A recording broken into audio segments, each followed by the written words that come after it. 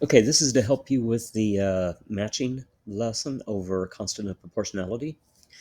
Okay, yesterday you guys did a lot of proportional relationships, and we looked at them in a data table and in a graph, and we looked at the equation. But I want you to think about where the constant of proportionality is in all of these representations.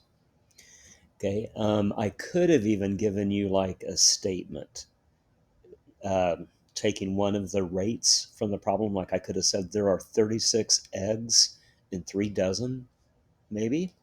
If I would have just given you that sentence and I wanted to find the unit rate or the constant of proportionality, the unit rate just has labels attached. I could just take eggs divided by dozens.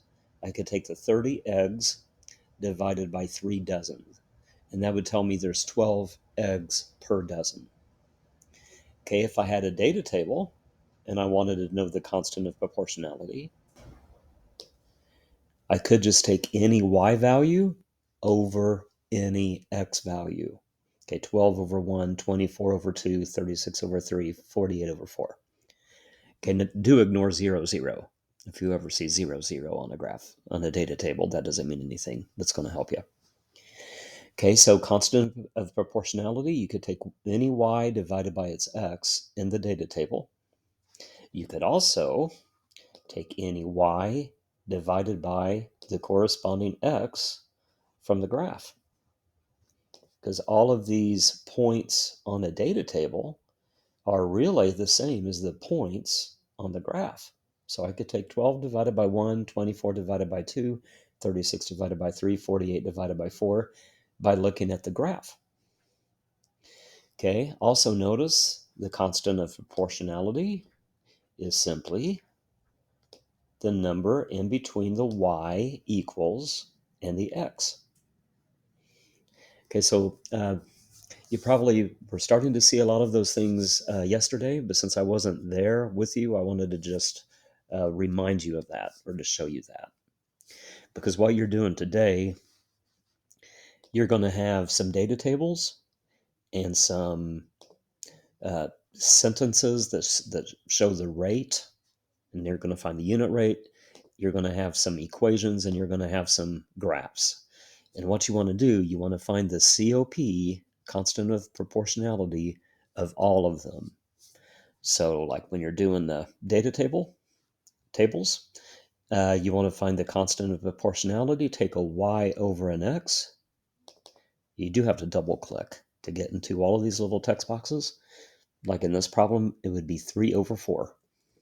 That would be the constant of proportionality. Okay, when you do the statements, you want to think about, I want to look at the fifth one actually. If you see there are 6 apples for 4.50 and you want the constant of proportionality, I would think of it instead of apples per dollar, please think of that particular one as dollars per apple. Okay, so you could take $4.50 divided by 6 apples, okay, and that would give you the dollars per apple. Okay, so you would type that number in, whatever you got for that. Okay, the constant of proportionality from equations is always just the number in between the y and the x. Okay, you have constant of proportionality for all of these graphs. Okay, you could just take any xy coordinate, like right here, this is x equals 4 and y equals 2, because that's 0.42.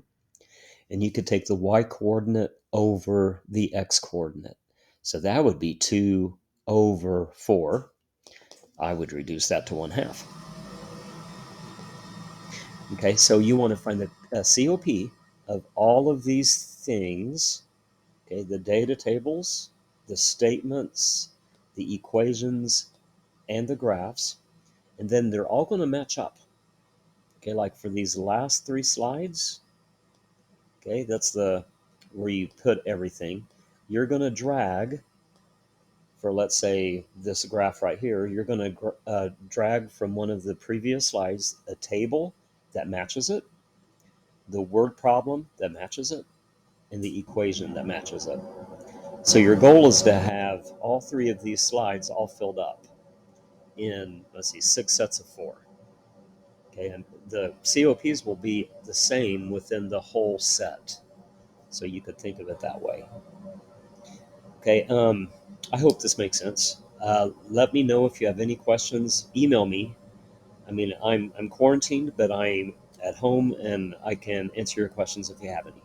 Okay, let me know if you have questions, and good luck.